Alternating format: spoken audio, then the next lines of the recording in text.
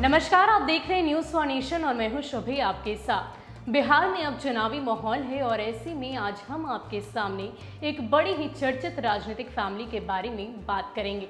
जी हां, हम बात करेंगे लालू प्रसाद यादव की फैमिली के बारे में।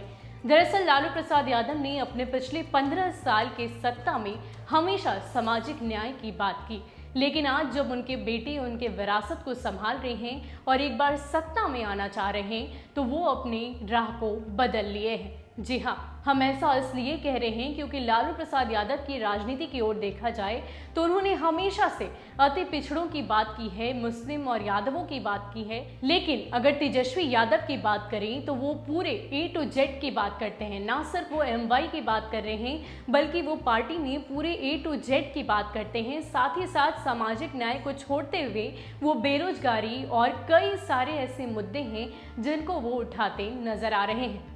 सामाजिक न्याय के मुद्दे पर RJD ने 15 साल तक बिहार पर राज किया है, लेकिन तेजस्वी यादव इस बार के चुनावी संग्राम में विकास की नई इबारत लिखने का सपना बिहार के लोगों को दिखा रहे हैं।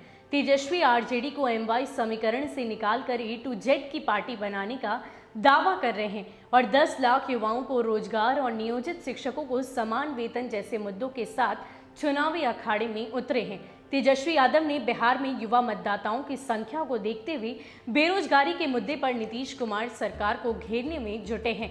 तेजस्वी लगातार वादा कर रहे हैं कि अगर उनकी सरकार बनती है तो पहली ही कैबिनेट मीटिंग में वो 10 लाख नौजवानों को रोजगार देने का काम करेंगे। यह नौकरी पूरी तरह से अस्थायी तौर पर होगी। तेजस्वी ने कहा कि बिहार में नई सोच की सरकार चाहिए जो प्रदेश में विकास की नई इबारत लिख सके। बता दें कि बिहार में चुनाव आयोग के मुताबिक 20 से 29 आयु वर्ग के 1 करोड़ 60 लाख मतदाता हैं। 18 से 19 साल के 7,14,000 वोटर हैं जो पहली बार अपने मताधिकार का प्रयोग करेंगे। वहीं 30 से 39 साल के 1 करोड़ 58 लाख से ज्यादा वोटर हैं। इन्हीं आंकड़े को ध्यान में रखकर तेजस्वी यादव युवा मतदाताओं पर खास फोकस कर रहे हैं। इन युवाओं को अपनी पाली में करने के लिए तेजस्वी यादव एक के बाद एक वादे कर रहे हैं और उन्हें पता है कि बेरोजगारी के मुद्दे पर युवा वर्ग का साथ मिल गया तो सूबे की सियासी जंग फतह आसानी से कर सकते हैं।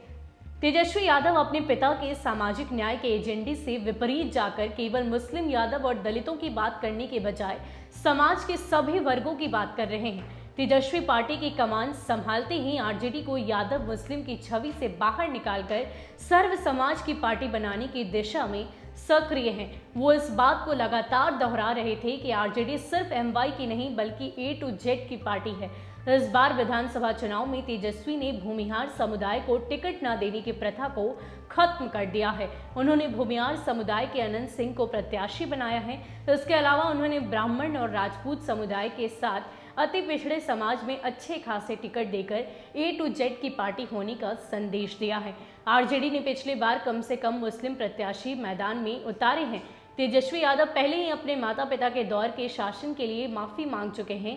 बिहार के लोगों के मन मस्तिष्क से लालू राबड़ी राज को भुलाने के लिए पोस्टर और विज्ञापनों से उन्हें गायब कर चुके हैं। RJD के सियासी इतिहास में पहली बार है जब लालू राबड़ी की जगह पर उनके छोटे बेटे और पार्टी नेता तेजस्वी यादव की तस्वीरें चारों ओर छाई हुई है। दरअसल लालू यादव चारा घोटाले के चलते जेल में सजा काट रहे हैं। ऐसे में विपक्ष ने राजनीतिक दांव चला है। 2019 में लालू के नाम पर तेजस्वी चुनावी किस्मत आजमा चुके हैं और इसका हश्र भी देख चुके हैं। शायद यही कारण है कि तेजस्वी अब आगे की राजनीति में फूंक फूंक कर कदम रख रहे हैं। तो एक तरफ जहां लालू प्रसाद यादव ने हमेशा से सामाजिक न्याय की बात की है तो वहीं उनकी विरासत संभाल रहे उनके छोटे बेटे तेजस्वी यादव अब दूसरे मुद्दे की ओर जा रहे हैं। उन्होंने बिल्कुल अपनी राह बदल ली है। जहां हमेशा से लालू प्रसाद यादव ने अति पिछड़ों को तरजीह दी है तो वहीं तेजस्वी यादव जो हैं A to Z की बात करते नजर आ रहे हैं और इसके साथ ही उनका कहना है कि वो सबसे ज़्यादा नौजवानों को रोजगार देंगे और जैसे ही वो सत्ता में आएंगे सबसे पहले 10 लाख से भी ज़्यादा नौजवानों को वो नौकरी देने की बात कर रहे हैं तथा समान वेतन और समान काम को लेकर भी जैसे मुद्दे तेजस्वी यादव ने उठाए हैं। अब देखना दिलचस्प होगा कि तेजस्वी की ये नई रणनीति, ये पूरी नई प्लानिंग जो है उन्हें कहां तक पहुंचा पाती है। क्या उन्हें सत्ता का ताज पहना पाती है या नहीं, ये तो चुनाव का रिजल्ट ही बताएगा। फिलहाल के लिए इतना ही। ऐसे ही अपडेट्स के लिए आप हमारे साथ बने रहिए और देखते रहिए न्यूज़ फॉर नेशन। नमस्कार।